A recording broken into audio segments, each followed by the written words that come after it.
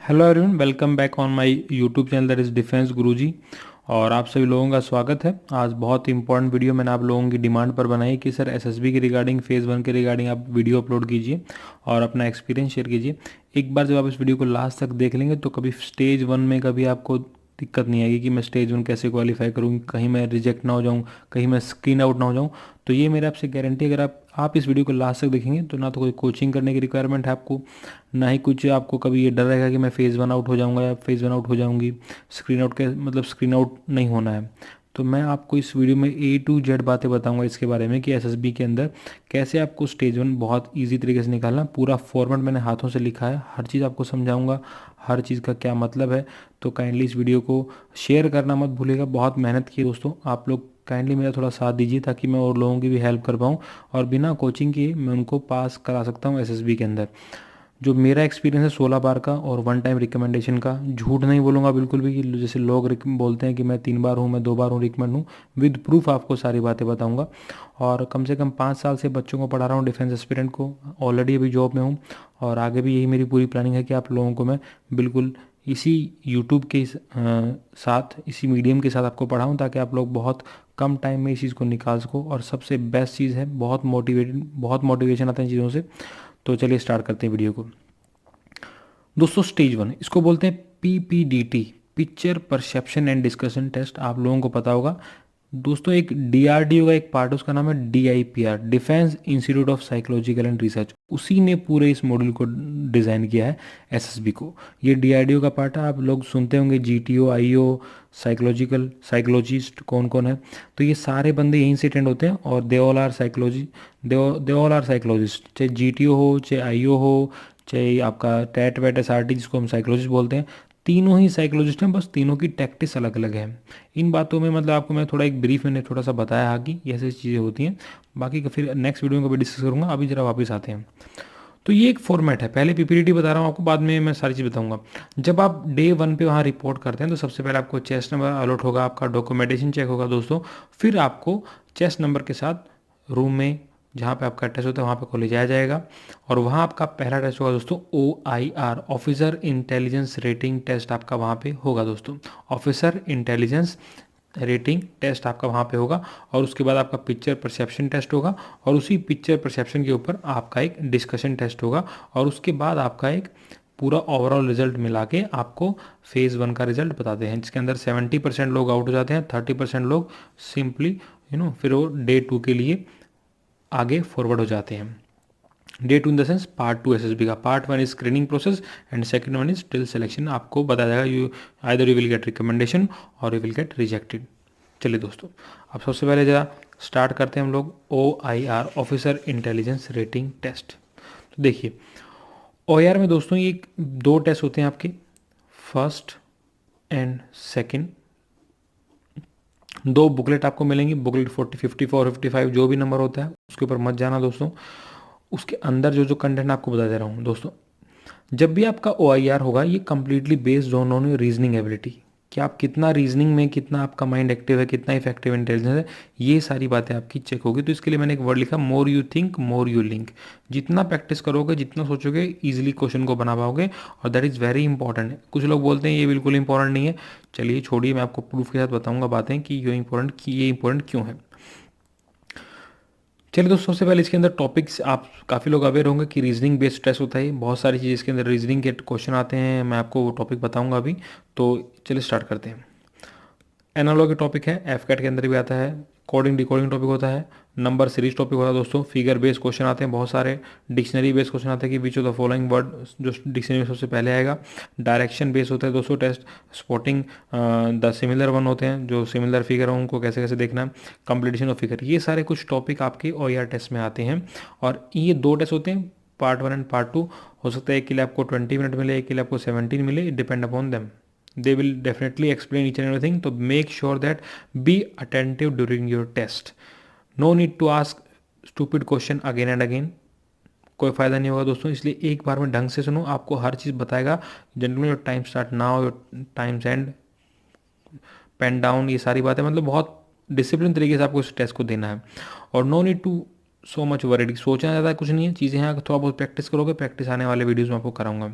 इसके अलावा दोस्तों रेटिंग मिलती है आपको, जब आपका टेस्ट पूरा होता है दोनों बुकलेट मिला के वो आपको एक आंसर शीट मिलती है, उसके अंदर आप पूरा फिल करते हैं, उसके बाद आपको रेटिंग मिलती है 1 2 3 4। जब भी आप अपना PIQ फॉर्म देखोगे ना, उसके बिल्कुल राइट हैंड में ऊपर लिखा होता है OIR rating 1 2 3 4। 1 is excellent, 2 is very good, 3 is average, 4 is poor. यहाँ तक आपको ट्राई करना है कि आपका 1 और 2 में आए। स्क्रीनिंग राउंड में बहुत इंपॉर्टेंट है, ध्यान रखना OIR टेस्ट सीरीज, ये आपको PIQ के अंदर भी हेल्प करेगा, और लास्ट में इंटरव्यू के अंदर जब भी वो आपको ऊपर देखा रेटिंग, तो दैट विल, उसको एक आइडिया होता है कि चलो बच्चा कितना है। ज़्यादा इफेक्ट नहीं पड़ेगा, बट ज़रूर आपको इतना इफेक्ट पड़ेगा कि आपको वेटेज दिलाएगा ये दोस्तों था आपका OIR टेस्ट, इसको बहुत सारे लोगों को पता होगा। अब ज़रा वापस आते हैं SSB के ऊपर, picture perception and discussion test.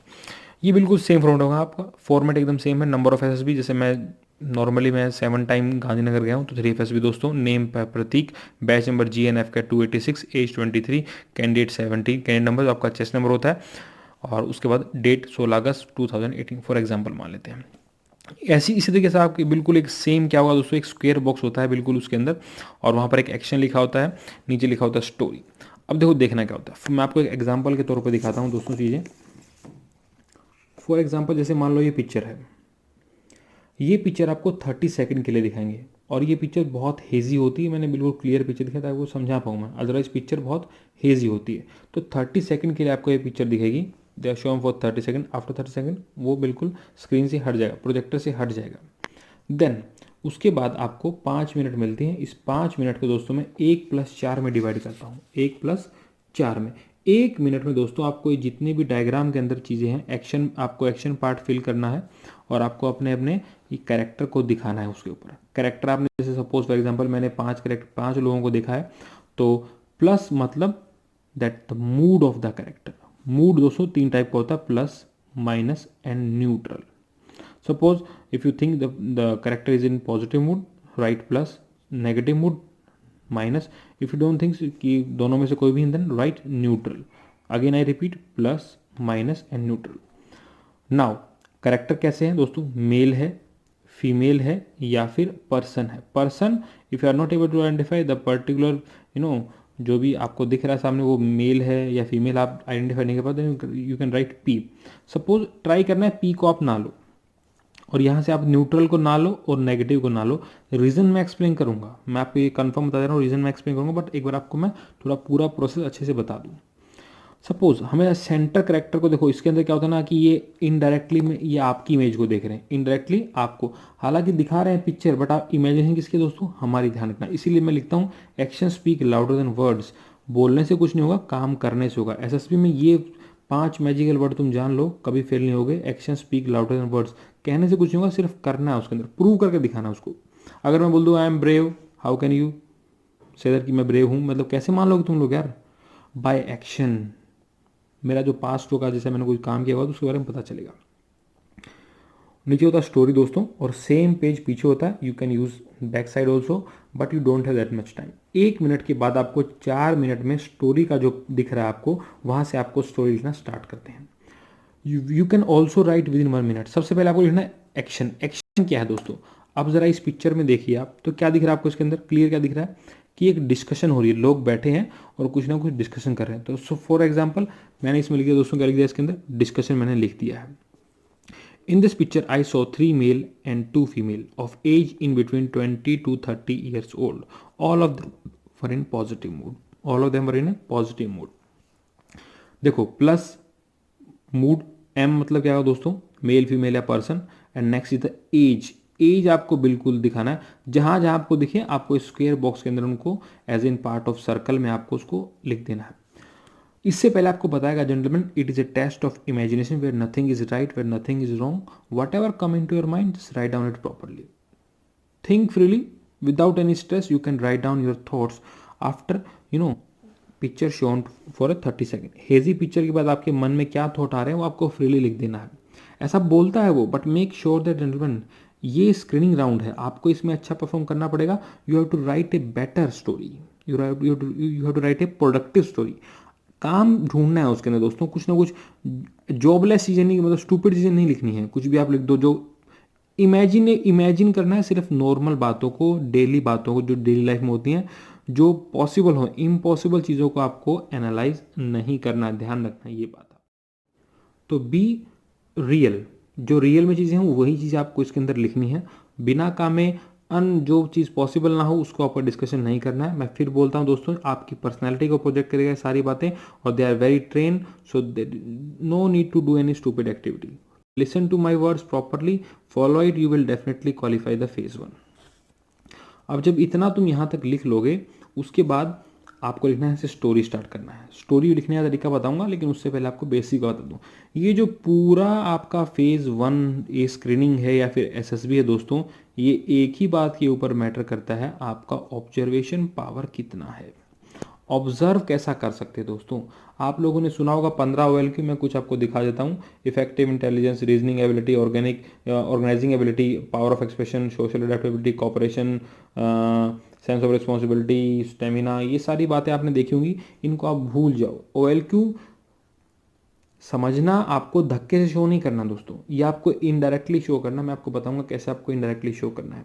No need to say Ram is a main character, वो ब्रेव है, हार्ड वर्किंग है, ये सब बातें झूठ होती हैं। No need to show them directly, show them indirectly. Use your mind, play wisely दोस्तों। अब जब इस पिक्चर को देखने के बाद लगता है इसके ऊपर स्टोरी आपको सोचनी है, क्या क्या कर रहे हैं इसके अंदर, कुछ ना कुछ देखो, आउटकम जरूर आना चाहिए किसी भी स्टोरी का। What led, what will be the outcome of the situation, जो भी आपके सिनेरियो आपके सामने चल रहा है, क्या था, क्या है, और क्या इसका आउटकम होगा, ये आपको जरूर निकालना है। इसीलिए सोच हमेशा प्रोडक्टिव होनी चाहिए। Try to find out the solution, try to find out the solution. देखो ऐसी डेली लाइफ में हमने बहुत सारे पिक्चर देखे होंगे, मैं थीम के ऊपर आऊँगा। अब मान लो मैं ग्रेजुएशन हूँ, तो मैं क्या सोचूंगा इसके अंदर, कोई कंपनी की मीटिंग हो रही है।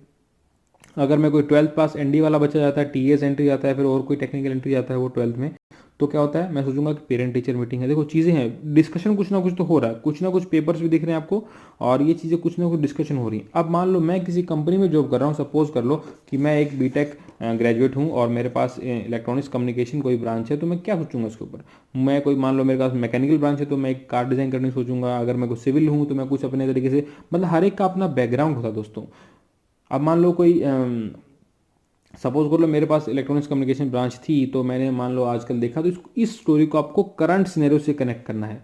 हम मीटिंग बैठी है तो कैसे बैठी है, बॉस ने बुलाया होगा, ब्लूप्रिंट बनाना होगा, कार बनानी है तो कार कैसी बनानी है, कार आजकल कैसी चल रही है दोस्तों। आप लोगों ने देखा होगा कि suppose for example for solar energy से जो कारें चल रही हैं, मतलब कुछ भी एक क्रिएटिविटी होनी चाहिए, क्रिएशन नहीं होना चाहिए। ऐसा कोई क्रिएटिविटी डिजाइन करो जो पॉसिबल हो, जो आजकल चल रहा है। इसलिए इन बातों को ध्यान में रखकर आपको स्टोरी को देखना है। चलिए कुछ पॉइंट और पढ़ दोस्तों। पहली चीज, कोई भी सुपरमैन वाली एक्टिविटीज के अंदर नहीं होनी चाहिए। No Superman, no Rajinikanth. Possible चीजें लिखी है, simple person, be like a simple genuine guy, और क्रिएटिविटी करना है आपको, मैं बताऊंगा क्रिएटिविटी कैसे। जेन्युइन अप्रोच होनी चाहिए, काम ढूंढो, सबसे मेन क्या है, वर्क ढूंढो इसके अंदर। सपोज कर लो मुझे, मान लो मेरी कंपनी मीटिंग है, मुझे कोई मान लो कार बनानी है। मैं कैसी कार बनाऊंगा, जो सोलर एनर्जी चलती है।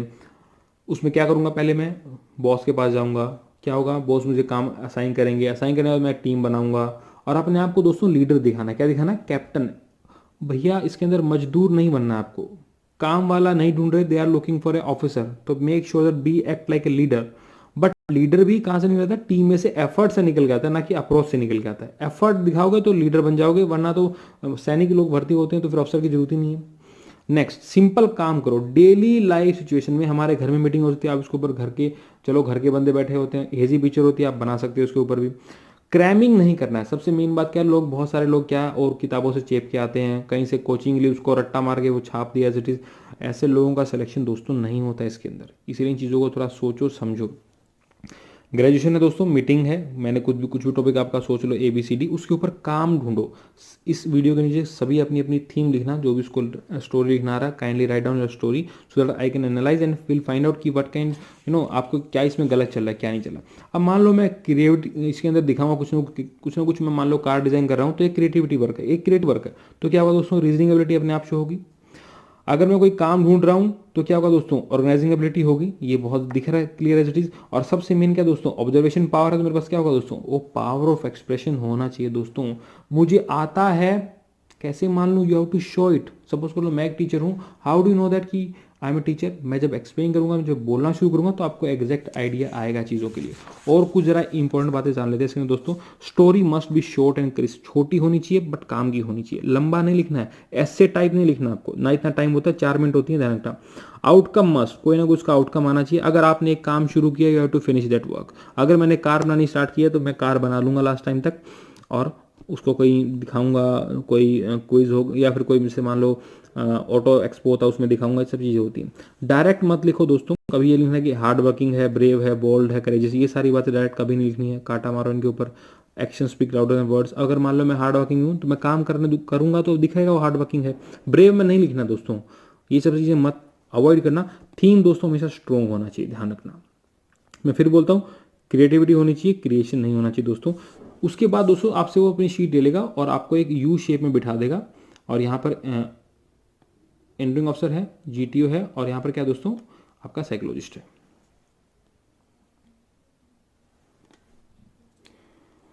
उसके बाद आपका होगा दोस्तों डिस्कशन। डिस्कशन से पहले वो जीटीओ खड़ा हुआ, gentleman, from chest number 1 to chest number 15, each and every one, each and every candidate narrate his own story, whatever he write down in a this particular paper। सबको करना है। फिर बोलेगा general, let us try to make a common consensus, उसका एक common theme आपको बनाना है। उसके बाद क्या बोलेगा आपको, general if you are not able to speak in English then try to use Hindi, but try to get back to English as soon as possible. जितना जल्दी उसको इंग्लिश पे लेके आओ। इंग्लिश इज रिक्वायर्ड दोस्तों, मैं बोलता हूँ इतना इंग्लिश तो आना चाहिए कि अपने थॉट को आप कन्वे कर सकते हो।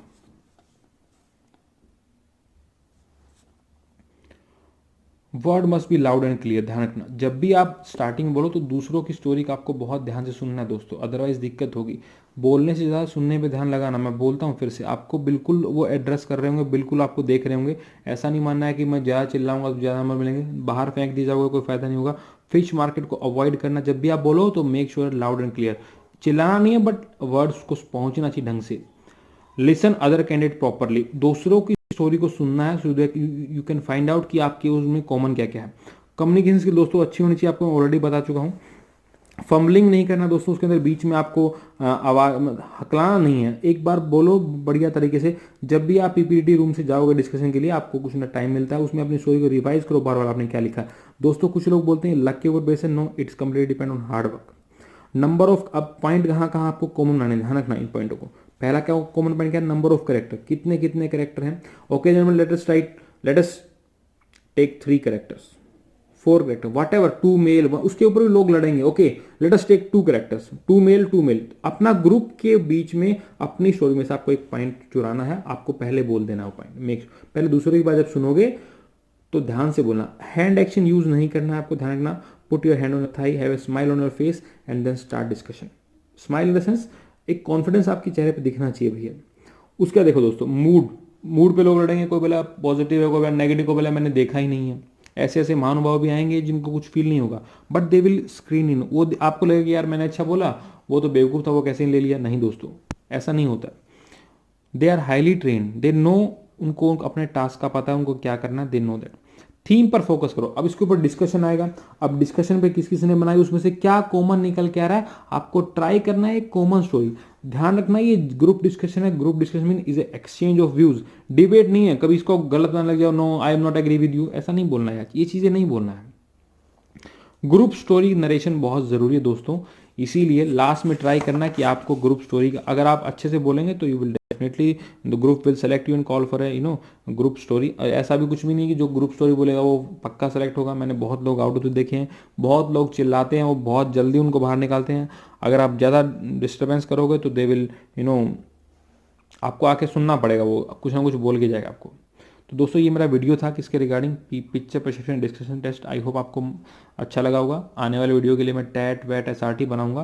काइंडली इस वीडियो को शेयर करना मत भूलिएगा दोस्तों। लास्ट तक पूरा वीडियो को देखना है, बेल आइकन को प्रेस करो, मेरे चैनल को सब्सक्राइब करो। बहुत अच्छे से पढ़ा रहा हूँ आप लोगों को, डेली वीडियो डाल रहा हूँ आप लोगों के लिए, और ट्राई करूँगा कि आपको कोचिंग आने की रिक्वायरमेंट ना पड़े। जितने अपने डाउट हो इस वीडियो के नीचे कमेंट करो, मुझसे पूछो, I will help you out. Thank you.